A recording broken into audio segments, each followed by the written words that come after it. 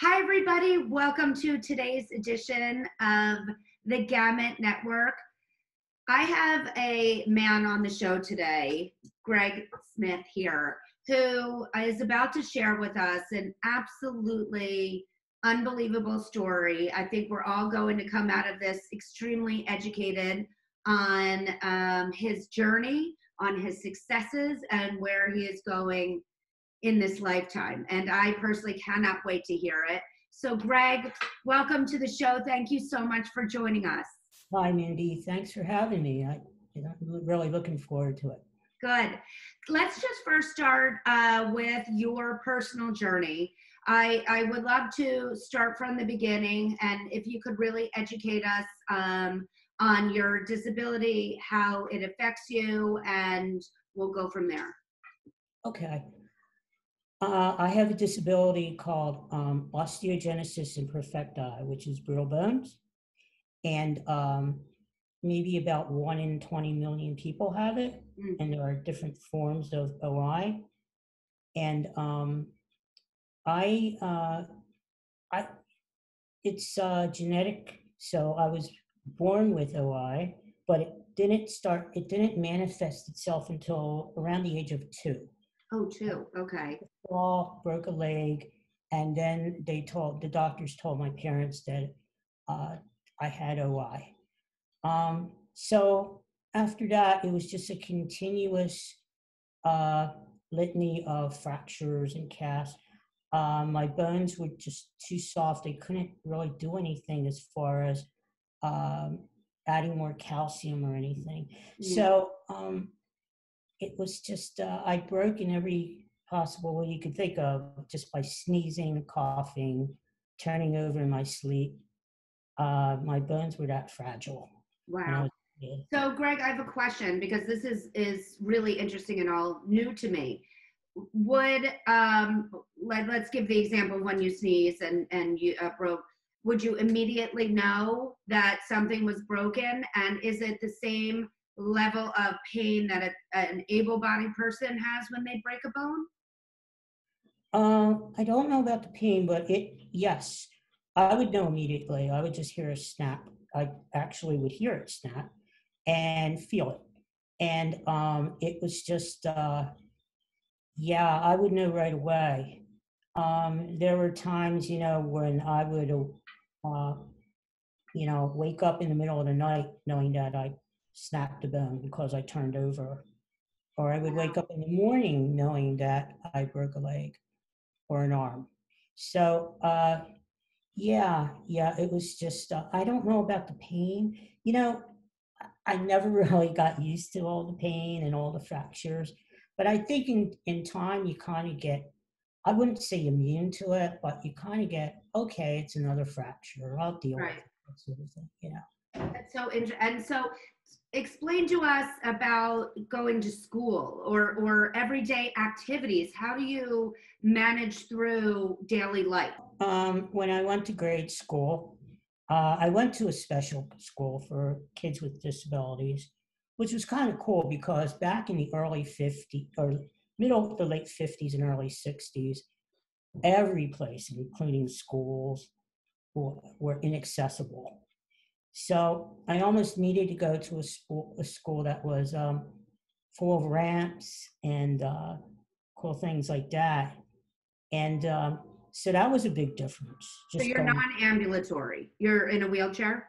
Yes. Okay. I haven't been able to walk since I was a little kid. Got it. Okay. So the wheelchair has been a part of your life for most of your life? Yes. Okay. Got it. So you went to a special school that had more the adaptive needs that you required to be able to go to school? Yes, which was great. I mean, all my classmates were kids with disabilities too, so we could kind of relate to each other, And so later on in life, through junior high, high school, I had teachers come to my house after school hours. I also had, back in the 70s, I had an intercom system hooked up from my bedroom to the classroom. And one of the students would unplug it and carry the box. I used to be known as the box. And, and they would plug me in, or the box, in each classroom. So I would be able to talk to the kids, and that's how I got my high school degree, 3 years in high school. And actually, the first day that I went to college was actually my first day in a so-called normal classroom with able-bodied students. That is amazing. What was that like? Tell us the emotion of that. It was a little overwhelming because I starting college was a big deal too. And but not only that, it's just getting used to having a blackboard in front of you, Mm. having a teacher in front of you, having other students around you, going to and from a locker, carrying your books, eating lunch in a lunchroom, having someone to do homework with. All of that, until I went to college, I didn't have. Mm. So it was an adjustment, especially the first year in college. After that, it was just a normal thing where I just ran around the campus in my wheelchair and just went from one class to another, just like anybody else. Love that. Amazing. So you graduated college, Yes. and tell us from that point what happened. Tell us a little bit about your professional career. Well, I got my degree in social work, and I wanted to become a social worker because I wanted to give back uh, for what I got when I was a kid. And I started volunteering in a nursing home during a downtime in my life where I didn't really know what I wanted to do after high school. And the nursing home happened to be only a block from home. So transportation wasn't an issue. So I was able to wheel um, back and forth to the nursing home every day. And I volunteered. And I volunteered at the nursing home for many, many years. And I liked it. I liked working with older adults. I liked working with people with different disabilities. And I decided that's what I wanted to do with my life. Mm. I had another friend who was also wheelchair bound, and he was getting his degree in social work. And he said, Smitty, that was my nickname, Smitty. I like If that. Yeah, if do you like doing what you're doing at the nursing home? I said, sure. He said, do you know you can actually get paid doing that? I said, oh, really? So, so I decided I wanted to become a social worker, and I did. I got my degree in social work, and so after school, I mostly worked in hospitals and nursing homes. But nursing homes were my niche. Mm. That was my niche. That was my first love. And so I worked in nursing And I'm homes. sure that they also loved you. I think there was probably a mutual understanding that you could empathize and relate Yeah, and be. I'm sure you were excellent at that role based thanks. on your experience, who you are as a person, and I'm sure they appreciated you as much as that you appreciated them. I had residents tell me, you must know what it's like not to be able to get out of bed and get a drink of Mhm. water. Yes. And I did. So I think there was a bond, there was a connection there, and that was good. That was good. So I loved working at the nursing home. I worked there for 30 years. Wow. 2 different nursing homes in my career. Yeah. How beautiful. So I bet you are probably feeling, a sense of empathy in the current times of Yes. people in nursing homes being in the high risk category, beside from the disability perspective, but because that is your background and your love and passion. Yeah, I see nursing homes being really targeted, you know, areas of this pandemic, and my heart goes out to them.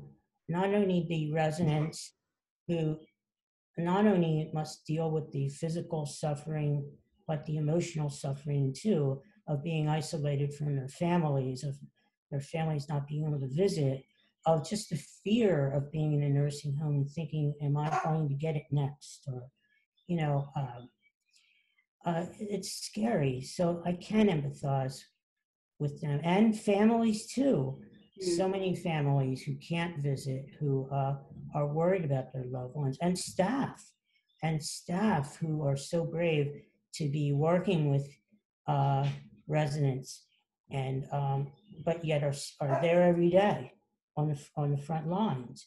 So I really can empathize with nurses and doctors are my heroes, other than my parents. They're Mm. my heroes. I love nurses and doctors. I wouldn't be here today if it wasn't for nurses and doctors and medical staff. So after working in nursing homes for so many years, I really, really can empathize with what they may be going through right now. Absolutely. So also during this time, which I want to make sure we have time to spend on, you are also an author. You wrote a book, your first book, about 17 years ago, entitled "Those Are the Breaks," Correct. where I believe that you shared your story, your journey, Right. and what your life is like. Yes. And that is currently sold out, so to speak, which is why you are writing a second book, which, Yes. as you mentioned, you 17 years later feel more experienced, more established, and I think this book is going to be absolutely unbelievable. And it is entitled "An Unbreakable Spirit," which is exactly what you have. So tell us about the current book that you're writing. The current book is sort of a rewrite of the first, and it just brings everything up to date. A lot has happened since 17 years ago. I retired, and my mom passed away, and just a lot of things happened that I wanted to just talk about. And the book is very casual, and it's just hopefully like sitting down in the living room and talking with a friend.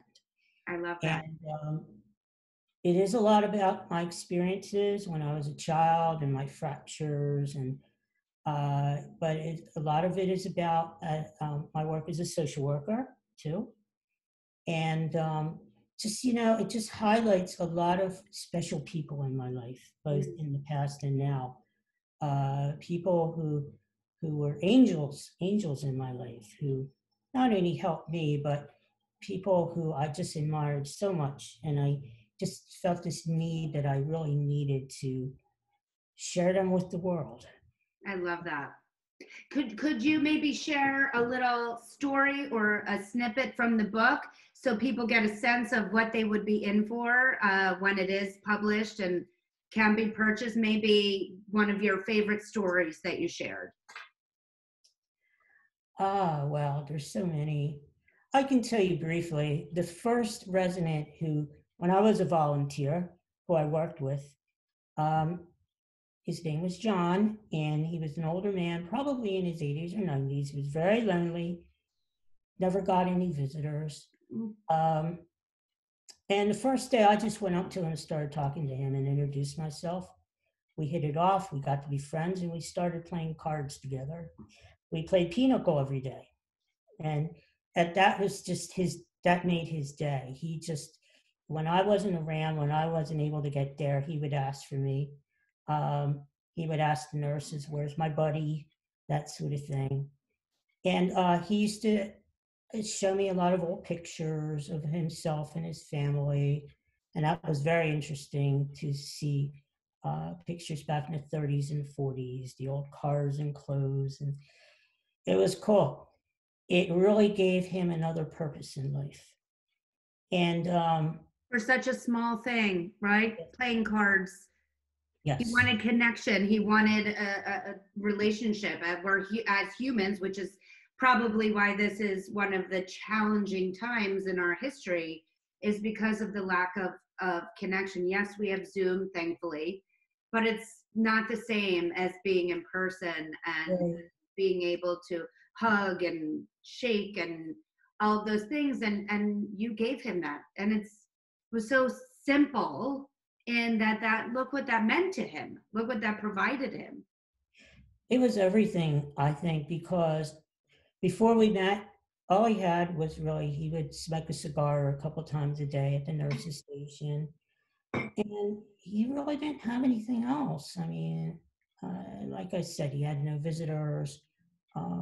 So I think I helped to give him a purpose and a reason to keep going on, which we all need, something to look forward to, and Absolutely. which I could absolutely relate to.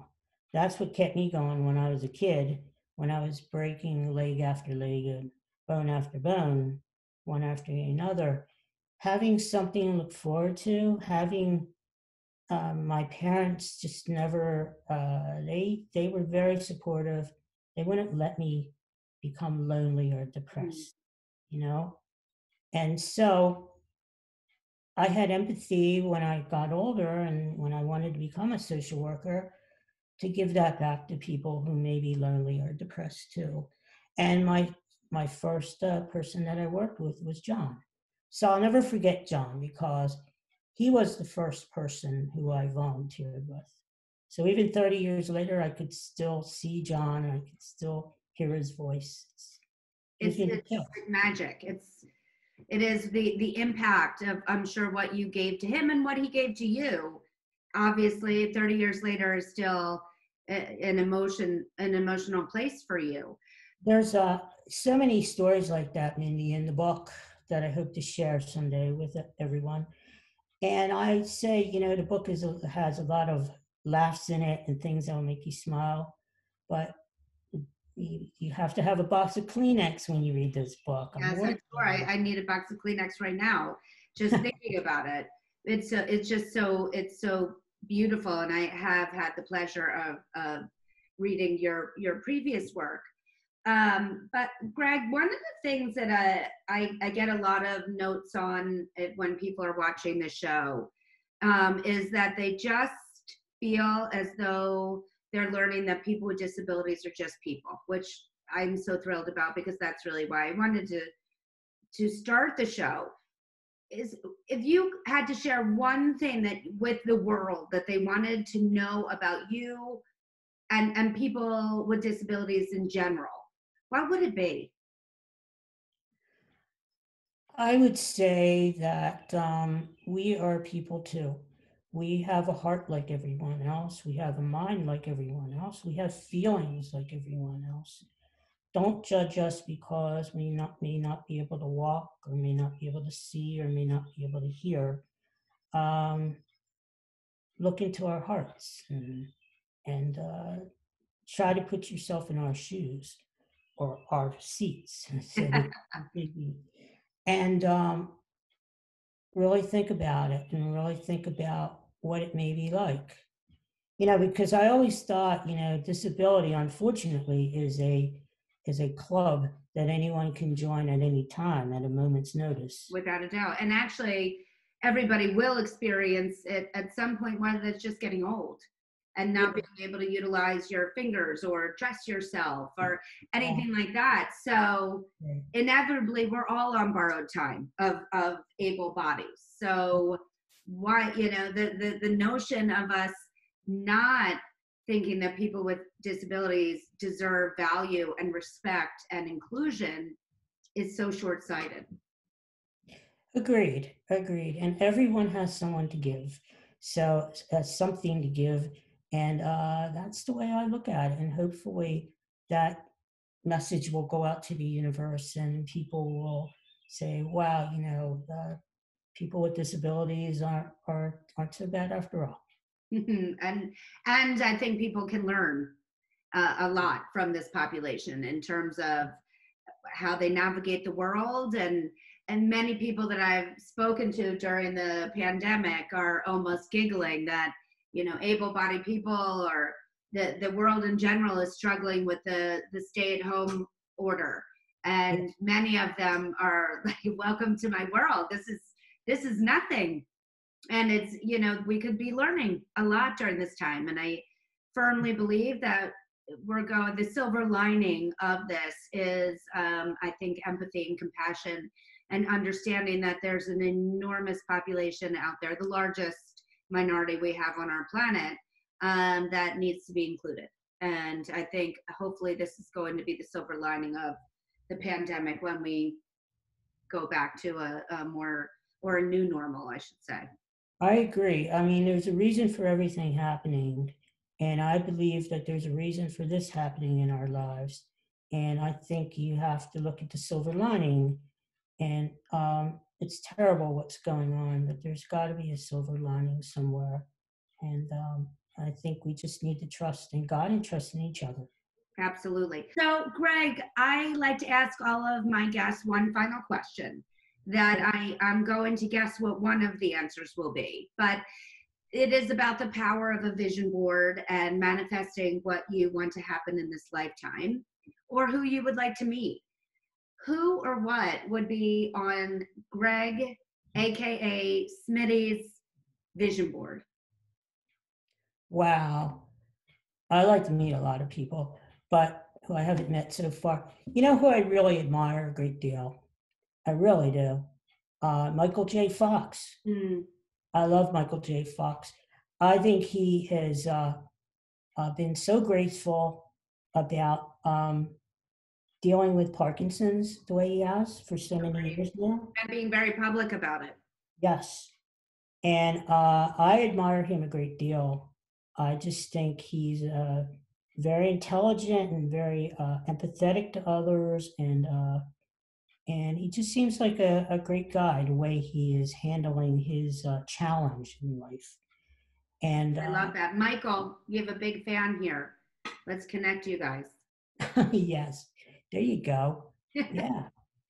But there's so many people and so many stories and situations I can just mention, but he just came off the top of my head. I love I that. just finished reading his last book, and it's great. So he's been on my mind. He's been on. Let's get Unbreakable Spirit published. Let's get it up. Let's make it a New York bestseller, New York Times bestseller. How about that? That would be great. I would be overwhelmed and really just I wrote this as I wrote the first one because I thought that well, you know what, Mindy, there aren't that many first-person accounts of people with OI because it's so rare. So I thought there's a reason why I've hung around so long. So I just felt like it would give other people hope. And that's the key word, I think, is hope. Absolutely. And I think, wasn't there a movie once, I think it was called Glass, where the character had your, I can't even think of what the actor's name is. I think it was an M. Night Shyamalan movie. Yes. The first movie was called Unbreakable. Yes. And it was with Samuel L. Jackson. Correct. Yes, I remember that. Okay. But you know, I've always been an M. Night Shyamalan fan, and I've never been able to meet him either. Well, here's maybe some possibility. I went to high school with him. You did? He's older than I am, and he is an incredibly wonderful, I still remember to this day, he was an amazing friend. To me, his car was the very first car I ever drove when I had my permit. So I think we have a very special connection. Okay. So who knows? M. Night, Mike, who knows? Maybe we can make that happen. Well, he's a 76er fan. So he's a Philadelphia sports fan since he lives in the area. Yes. But anyway, back to Unbreakable. You know, I went to the movie just because I was a fan. And I never suspected that I would see a character with OI. It's the first time ever that I've ever seen any OI depicted on TV or on the screen. And I left the theater feeling, wow, overwhelmed. And first of all, that was great. That was great. That Samuel L. Jackson, Mr. Glass, and then they followed it up with the movie Glass, and I thought, wow, how cool, you know. And when Unbreakable came out, I read that M. Night Shyamalan, his father was a doctor, and he had said he was always fascinated by osteogenesis imperfecta. And he wanted to include one of his characters with OI. So it always fascinated him. So that was kind of cool that he did that. And Samuel L. Jackson, but I thought, well, I'm like the real Mr. Glass. You are. That's why we had to let Manoj meet you. But what was funny? Samuel L. Jackson was a villain in the movie, and I'm not a villain. I'm a good guy. I think everybody knows that by now. But you know what? I thought it was very refreshing for M. Night Shyamalan to make him a villain, because there's a stereotype of everything else, that people with disabilities are just a certain kind of person. Yeah. There are all kinds of different people. Absolutely. I love that. So let's see where this could go. I don't know. My wheels are turning. We'll see, because he happens to be an extraordinary person. I believe it. Yeah, he was really a very dear friend in high school. So we'll see where that takes us. But before we go, Greg, if people want to get in touch with you, especially if there's an interest out there, if somebody out there is a publisher or has relations to a publisher, we are really working hard to get Greg connected to somebody amazing who wants to share a unique and fascinating and truthful and honest story. Here's your man. So how do we get people to connect with you? Well, Mindy, before I say that, I want to say thank you to you, and I love your show. Thank you. And I will continue watching.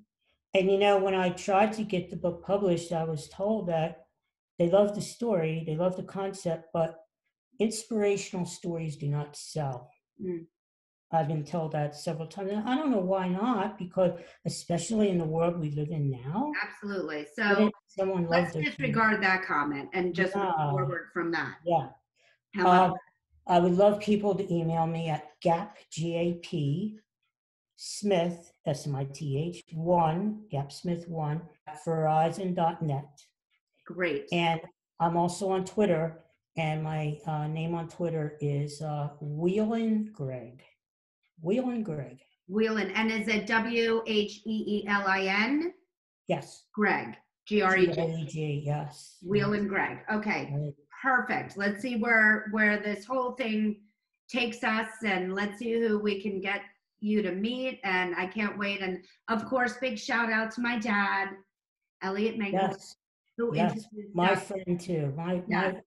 My friend for many, many years, a great guy. He's a magnificent human. And I'm lucky to be his daughter. And I'm lucky to be his friend. Thank you. Greg, it was a joy. Thank you so much for joining us today. You are a true unbreakable spirit. So I can't wait for the world to know this. Thank you. Thank you, Mindy. Take care. Take care, everyone. Stay safe. Thank you. If you would like to be on the Gamut Network, please email us at talent@gamutmanagement.com and tell us why you'd be a great guest. Please also don't forget to subscribe to our YouTube channel at the Gamut Network, as well as follow us on our social platforms at Gamut Management. Thank you again, Greg. Thank you. Bye.